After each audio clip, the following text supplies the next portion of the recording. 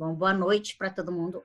Se vocês escutaram barulho de onça, é que o meu gato, que é surdo, ele fica implicando a outra. E aí eles começam a brigar. Outro dia eles fizeram isso no meio de uma live. Explicar isso numa live é complicado. Explicar para os alunos, eles sabem que eu tenho um bocado de gato, mas na live é complicado. E eles começam a fazer parecer, nossa, mas vamos lá.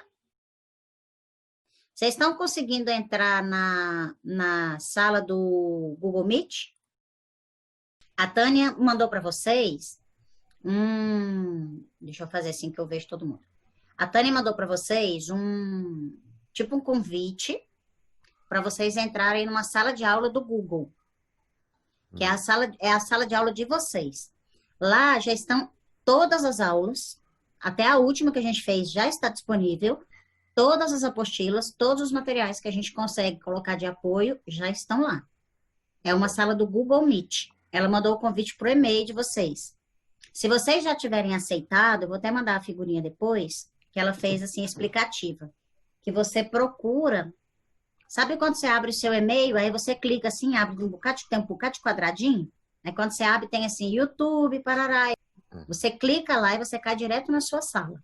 Lá você tem todas as aulas gravadas e tem todos as apostilas. Tudo lá. Então, se perdeu alguma, precisa reassistir alguma coisa, é só ir lá que tá fácil. Tá bom? A gente organizou lá porque a gente achou que fica bem mais tranquilo. Vamos lá. Módulo 6, vamos iniciar o sistema circulatório.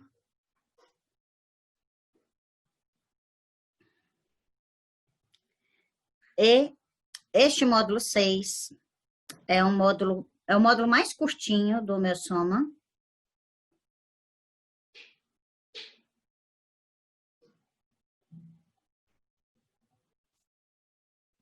É o módulo mais curtinho do meu Soma. Ele tem menos de 100 slides, então eu dividi em 3 aulas, porque 2 ia ficar muito puxado e 3 vai ficar bem tranquilo. Eu prefiro bem tranquilo. Mas eu dividi em 3 aulas. Os módulos maiores eu faço em 4. O sistema circulatório, também chamado de sistema cardiovascular, apresenta funções essenciais para a vida humana, já que ele está relacionado à saúde sanguínea e bom funcionamento de todos os órgãos do corpo. O sistema circulatório é um dos sistemas mais afetados no caso da COVID. É o circulatório e o respiratório. São os dois que ficam mais afetados. Então, as pessoas que às vezes ficam, por exemplo, com dores pós-COVID, ficam por causa de trombos, né? Problemas circulatórios que deixam, e aí as pessoas não têm mais um bom retorno venoso e tudo mais. Então, vocês vão ver que as medicações aqui do sistema circulatório vão ajudar muito. As funções do sistema circulatório. A grande função do sistema circulatório é distribuir o sangue, oxigênio, hormônios, dióxido de carbono e demais substâncias essenciais para o corpo humano. Sabe como é o nome disso aqui? Implicância. Fica aqui. Deita. Pronto. Você é muito custoso. Me desculpe, gente. É que um passou e o outro já foi passando para ir. Obrigada. Então, o sistema circulatório, ele faz todo esse trabalho de transporte. Então, ele transporta e distribui e coleta ao mesmo tempo. Então, ele distribui, né, no sangue oxigênio, hormônios, coleta o dióxido de carbono das trocas gasosas que já foram feitas para trazer de volta, para ir para a pequena circulação, oxigenar esse sangue e fazer todo o processo novamente. Isso é feito com todas as substâncias, as boas e as ruins. E a gente vai entender isso aqui logo na sequência. O outro importantíssimo papel desse sistema é garantir o bom funcionamento do sistema de defesa do organismo. Então, ele trabalha juntinho com o sistema linfático. E o sistema linfático é quem trabalha no sistema de defesa mesmo. Então, o sistema circulatório e linfático, eles são 2 tramas de vasos, de uma rede gigante, duas, né? Que eles estão entremeados o tempo inteiro no nosso organismo. E ali a gente tem um líquido tissular, né? E aí essas trocas elas vão acontecendo entre sistema linfático e sanguíneo o tempo inteiro. O sistema circulatório é o sistema composto, é o sistema humano que é composto pelos seguintes elementos: o sangue, o coração e os vasos sanguíneos. Muitas pessoas não interpretam o sangue como sendo um órgão, mas é um órgão. E nós precisamos entender isso, porque senão nós não vamos tratar o sangue. E existe assim, toda vez que eu falo de sistema circulatório, se você parar para pensar, a maioria das vezes a gente está se remetendo ao sangue. E a gente não interpreta o sangue como sendo um órgão. E ele precisa ser tratado desta forma. Homeossoma. Esse sistema circulatório, o homeossoma, ele está falando principalmente de fluido de vida, fluido vital. O sangue é o fluido da vida. Cada gota contém o todo do ser. Por isso é tão usado de forma representativa. Se você olhar nos rituais que acontecem, nas histórias mais épicas, na história propriamente dito, então o sangue, ele sempre tem a questão da simbologia de que você, sei lá, eu fiz um juramento e eu pingo uma gota de sangue em cima, eu estou me colocando inteiramente naquela situação. Então, a gente está sempre associando o sangue como o seu todo que você está doando. Então, é fluido de vida, eu dou a minha vida por isso. Tem uma expressão também que a gente fala, mas fulano é meu sangue, e o sangue fala alto. Então, eu transmito todas as minhas características, eu transmito toda a minha genealogia no sangue. A gente sabe que isso não é só o sangue, mas é um hábito que nós temos, e nós carregamos esse conceito, de forma muito apegada em nós. E aí, essa coisa arraigada faz com que o sangue tenha uma representatividade muito forte. O batimento cardíaco simboliza o ritmo da vida. Tanto que, quando nós vamos tratar os movimentos interrompidos, por exemplo, lá na terapia sistêmica, os movimentos interrompidos por exemplo, aconteceu comigo, quando eu ainda mamava na minha mãe, aí eu passei o trem no olho, eu esqueci coço, aí pronto, virou um urso panda. Minha mãe ainda me amamentava, tudo bem que eu tinha 4 anos, mas eu ainda mamava nela. E aí ela sofreu um acidente. E quando ela sofreu o acidente, ela ficou em coma 2 meses. E aí eu parei de mamar por isso. Ok, estava tarde, eu entendo, mas aconteceu um movimento interrompido. Então, aquela questão do mamar, a gente chega o ouvido e encosta no corpo da mãe. Quando a gente encosta o ouvido no corpo da mãe, a gente ouve o batimento cardíaco. Esse é o ritmo da vida. Isso é uma coisa que traz extrema segurança. E aí, nos movimentos interrompidos, que é isso, aconteceu alguma coisa trágica e separou pai e filho. E às vezes são coisas tecnicamente simples, que parece que não afastou, mas pode ter afastado. Mas se tiver qualquer situação que caracterize o movimento interrompido, um dos tratamentos é você ir lá e deitar no colo da mãe e ouvir novamente o batimento cardíaco. Isso você faz um trabalho de catarse para você voltar lá e entender que você ainda faz parte daquilo.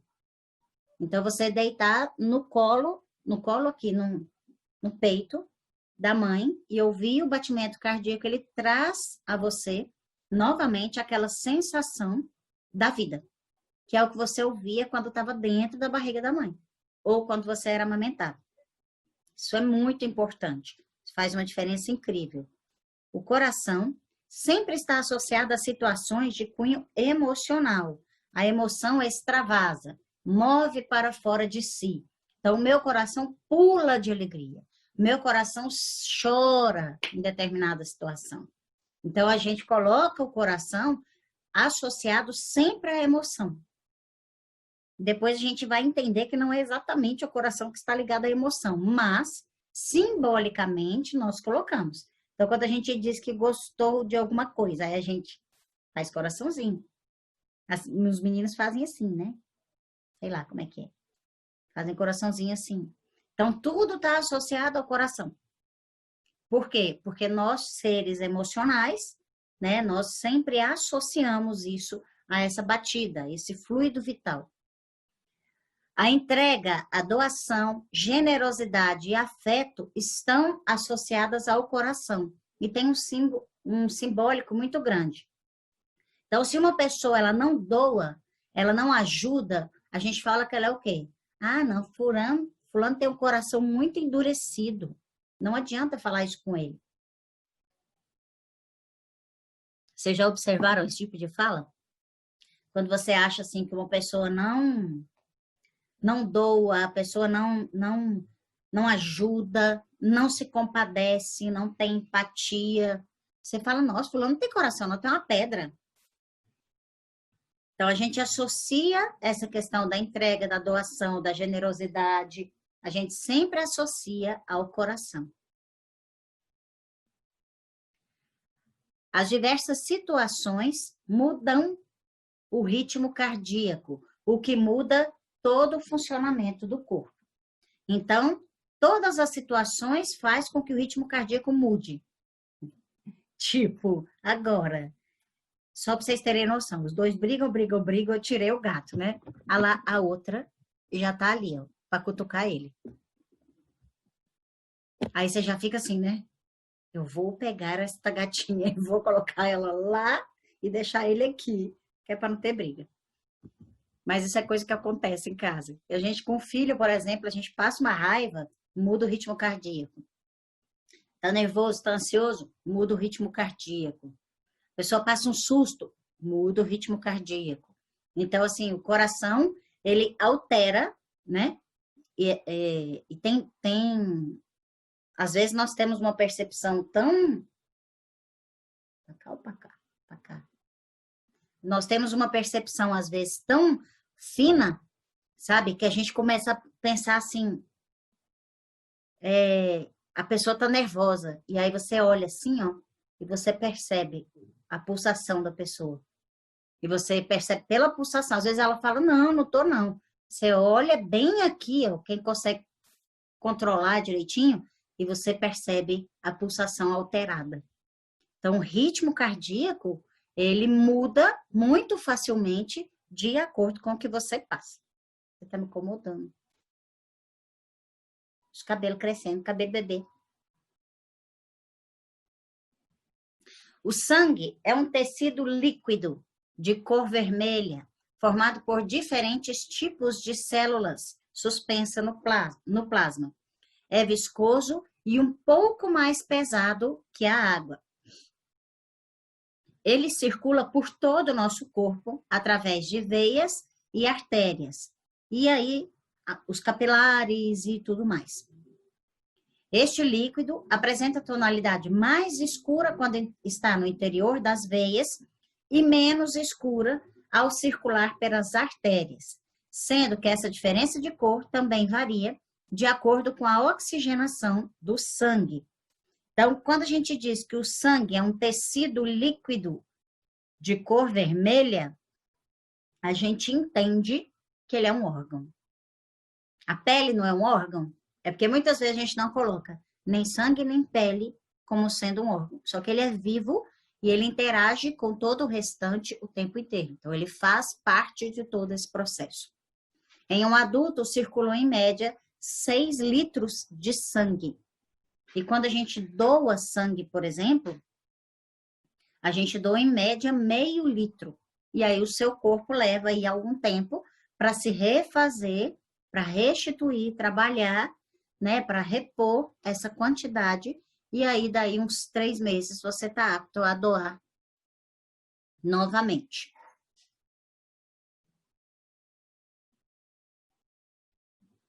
Vamos lá. A composição do sangue. O sangue parece um líquido homogêneo. No entanto, como observação por microscópio, pode-se verificar que ele é heterogêneo, sendo composto por glóbulos vermelhos, glóbulos brancos, plaquetas e plasma. Então, dentro lá do sangue, nós temos... Deixa eu jogar esse negócio aqui para baixo. Os glóbulos vermelhos, leucócitos, plaquetas, plasma, linfócitos, monócitos, leucócitos eosinófilos, leucócitos basófilos e mais várias outras organelas. Tudo isso nós temos dentro, isso dentro do sangue, aí dentro da célula que eu tenho as organelas. Falei errado, me desculpe. Eu tenho 60% de plasma, tenho um percentual pequeniníssimo de glóbulos brancos e tenho os glóbulos vermelhos. Muitas vezes o pessoal só separa em glóbulos brancos e glóbulos vermelhos. Não, nós temos o plasma. Nós temos que entender que esta é uma parte do sangue. Muitas vezes, quando nós doamos sangue, tem gente que faz transfusão só de uma parte ou de outra do sangue. Então, por isso ele precisa ser centrifugado e tal, e é separado o que a pessoa precisa. Uma das funções básicas do sangue é o transporte de substâncias, das quais destacam-se levar oxigênio e nutrientes para as células, retirar dos tecidos as sobras das atividades celulares, como gás carbônico produzido na respiração celular, conduzir hormônios pelo organismo,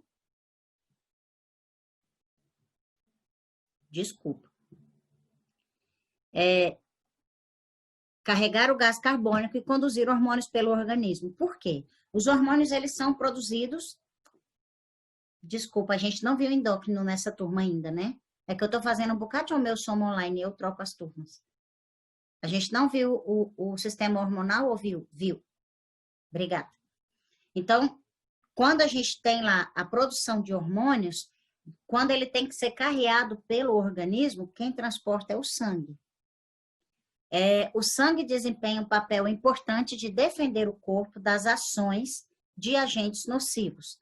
Então, é aqui também que, apesar do sistema linfático ser o que aciona a defesa, é no sangue também que nós temos os leucócitos que vão trabalhar no sistema de defesa, fazendo todo aquele processo que nós precisamos quando temos uma invasão de qualquer tipo de invasor, seja ela de um vírus, seja ele de uma bactéria ou qualquer parasita, seja o que for.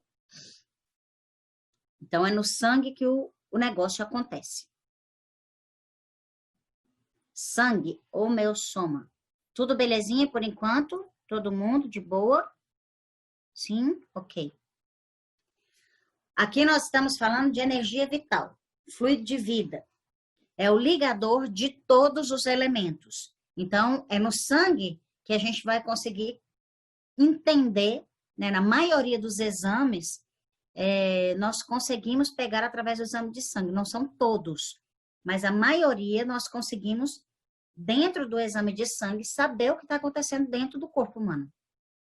Então, tá com uma infecção lá na bexiga. Você faz um exame de sangue, e você faz a cultura, e você percebe, porque quando é detectado pelo nosso organismo um bichinho lá na bexiga, né, que está fazendo uma cistite, por exemplo, ou uma uretrite, e aí todo o sistema ele entra em alerta.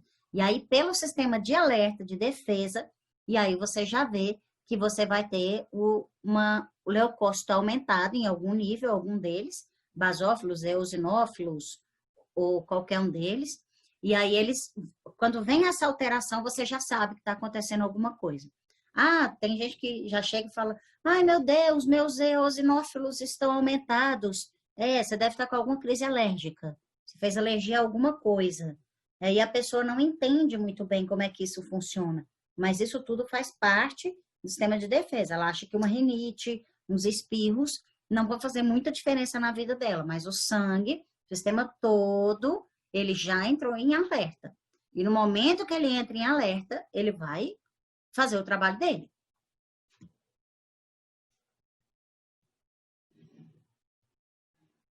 Tá de boa? Ele assiste todas as aulas da turma de dia, porque ele gosta de estar aqui de dia. Aí o pessoal quer assistir aula de dia, quando eles. Porque eu abro a sala e eles, cadê o arroz que não está aí para assistir a aula? Ele assiste todas. A energia vital, fluido de vida, ligador de todos os elementos. Como eu disse, tem essa coisa mágica em torno do sangue, essa coisa mística, né? A expressão da dinâmica individual, energização, alimentação e distribuição. O sangue é muito particular. Então, dependendo de como estiver a nutrição do indivíduo, o sangue vai acusar isso. E aí a pessoa é como se ela tivesse mais combustível ou menos combustível. E aí você consegue perceber questão de vitaminas, questão de hormônios, tudo como a coisa está funcionando. E quando você percebe esse funcionamento, essa dinâmica do ser, a energia vital dele, muitas vezes a gente até coloca assim, fulano é sangue bom. Vocês já viram falar essa expressão aí no sul? Aqui a gente usa muito. Fulano é sangue bom. O que é sangue bom? É uma pessoa que tem uma energia boa. É uma pessoa que é do bem. Então, o sangue, ele sempre tá ligado àquilo que a pessoa é. Pilar fundamental nos mistérios religiosos. Sempre. Se você assistir filmes e séries e histórias, até com relação à Bíblia, toda hora a palavra sangue, ela tá ali. Ou ela tá ligada para uma coisa positiva ou negativa, mas sempre uma coisa visceral, uma coisa forte, porque ele tem esse poder. É fluxo de vida que representa a alegria,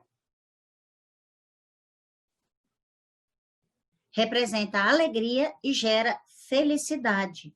Então, é fluxo. Você quer ver uma pessoa que não tem energia, ela tem dificuldade de retorno venoso. Quando ela tem dificuldade de retorno venoso, a pessoa fica lenta, ela fica irritada, sabe? Ela tem uma bradicardia, né? Bate o coração mais lento um pouquinho, a pessoa fica, sabe? Então, assim, se o sangue ele está em movimento, se a pessoa está em movimento, você percebe a vida, você percebe a alegria. Pegue as crianças. Criança, animal de estimação, que nem tá aqui esses dois custosos aqui brigando. Eles vão ficar fazendo movimento, correm, derrubam a casa e você, ao mesmo tempo, você fica assim, isso é vida, isso é o normal. É como eu falo normalmente com relação às crianças. Eu falo assim, olha, não existe criança quieta. Criança muito quieta pode ir atrás, tem alguma coisa errada. E isso não é ruim. Eu acho isso extremamente bom. Por quê? Porque se a criança é muito quieta, ela deve ser muito reprimida. E aí, reprimida demais também não é legal. Mas é importante a gente entender que quando eu estou falando desse fluxo de vida, eu estou falando, por exemplo, dessa energia da criança. Que corre, brinca, pula, faz, parará, você olha e fala, meu Deus, essa criatura tem uma pilha alcalina, não acaba nunca. Então, eles têm muita energia. E isso está ligado a esse sangue novo, sabe? Essa coisa de ter muita coisa para fazer. Eu não sei vocês, mas quando eu começo alguma coisa, que nem quando eu comecei os cursos e tal, ou se eu tenho uma aula para dar, eu tenho um atendimento para fazer, eu me organizo, eu agendo, eu faço um bocado de coisa e tal, e eu não vejo a hora passar. Quando eu vejo, eu vou fazendo uma coisa, 2, 3, 10, e não vejo a coisa acontecendo. E aí, tem hora que eu até falo que eu peco no sentido de não... A Angélica está aqui também. Eu peco porque, assim, eu passo dos horários, inclusive. Eu não posso atender. Eu passo dos horários, e quando eu vejo, já passou, eu falo, ixi, Maria, eu esqueci até de comer. Por quê? Porque é esse fluxo de vida. Quando você está intenso, você está vivendo muito intensamente, você está com muita vitalidade, o sangue, ele está girando em torno disso. Se você não tem energia, tem gente que fala, poxa, eu estou muito se sentindo parado, eu estou sem energia. É onde eu falo, anda, nem que seja dentro de casa. Porque aí você começa a se movimentar e você começa a gerar mais energia, né? E aí isso ajuda para todo esse sistema funcionar bem.